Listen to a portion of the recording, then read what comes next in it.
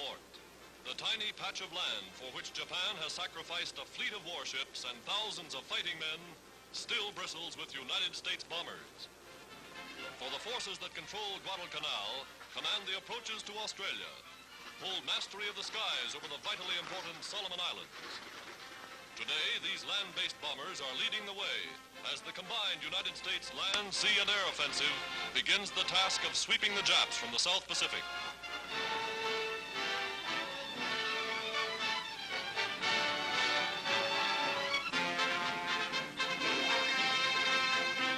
No armchair commander, Admiral Nimitz comes all the way from Hawaii to decorate Major General Vandegrift, whose fighting Marines captured the airfield from the Japs and held it against all odds.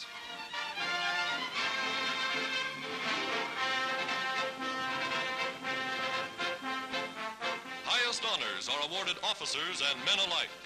Majors, captains, privates, they've proven themselves in the test by fire. One youngster has 10 Jap bombers and 19 fighter planes to his credit, one of the outstanding records of the war.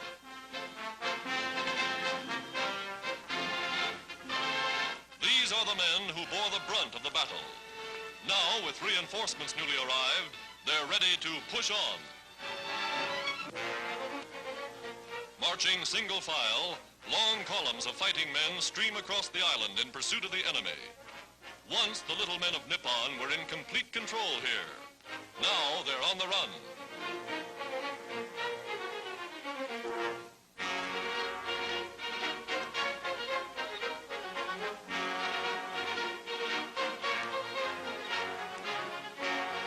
Plunging into malaria-infested jungles, the Marines steadily, doggedly enlarge their hold on the island. At an advanced base, they enjoy their first rest in weeks. They have the advantage of an uninterrupted supply line, and they get nothing but the best.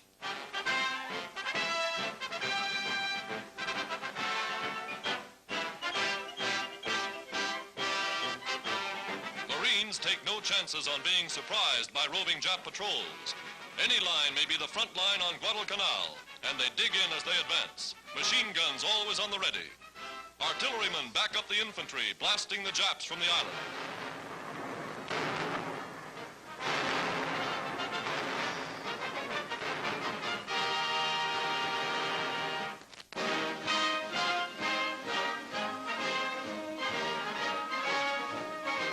Damaged United States cruiser Boise, given up for lost, makes port with the most amazing record of the war.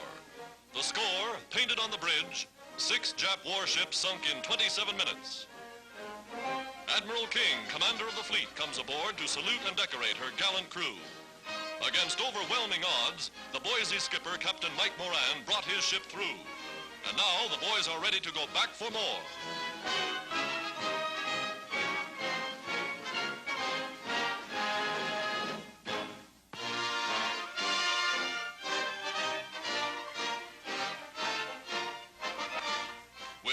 Military honors, Ecuador's President Carlos Arroyo del Rio is welcome to Washington. Secretary of State Hull is first to greet the good neighbor from South America, who comes to strengthen the ties of friendship. President Roosevelt personally introduces members of the United States Cabinet to the Ecuadorian Chief Executive. President Arroyo backs up his sympathy for the United Nations with the important coastal and island bases in the Pacific, bases that guard the western approaches to the Panama Canal.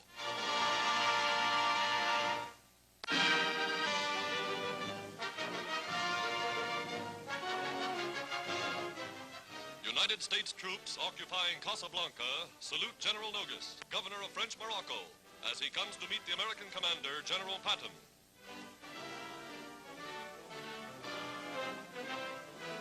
At the Miramar Hotel, headquarters of the Western Task Force, General Patton and French military leaders agree upon terms of United States occupation. Leave the hotel in complete accord.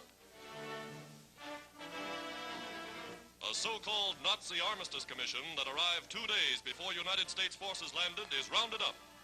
Now, beneath the bayonets of United States infantrymen, they take their exercise.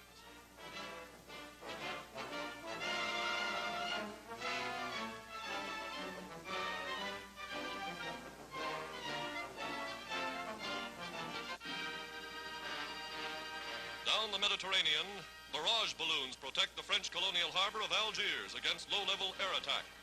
But 16 hours after the Americans landed, authorities agreed to the city's surrender. In the Hotel Saint-Georges, negotiations were completed. French Morocco and Algiers are in allied hands. General Nogues, now allied with the United Nations. British Admiral Cunningham, United States General Clark, General Eisenhower in supreme command.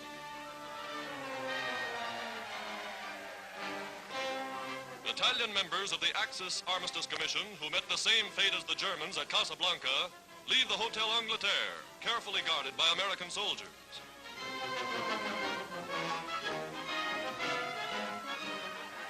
They get a fond farewell from the good people of Algiers.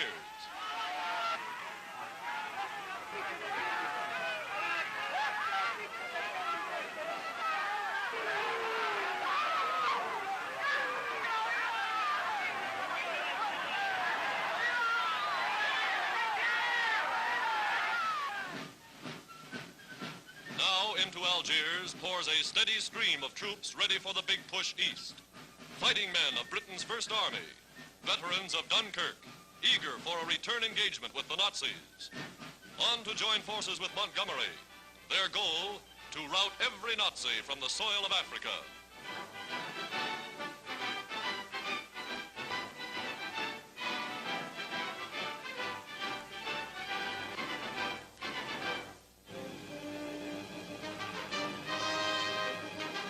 Across the Mediterranean, the French harbor of Toulon became the center of worldwide speculation.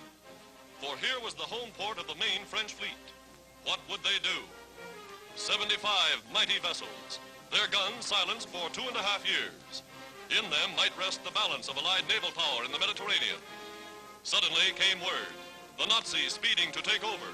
And from the flagship of French Admiral Jean de Laborde flashed the order, scuttle the fleet. Nearly the entire fleet was put out of commission. Only a few undamaged units fell into Nazi hands. 4 submarines braved the mine-filled harbor and escaped. In one dramatic stroke, patriot crews struck out to avenge the honor of France.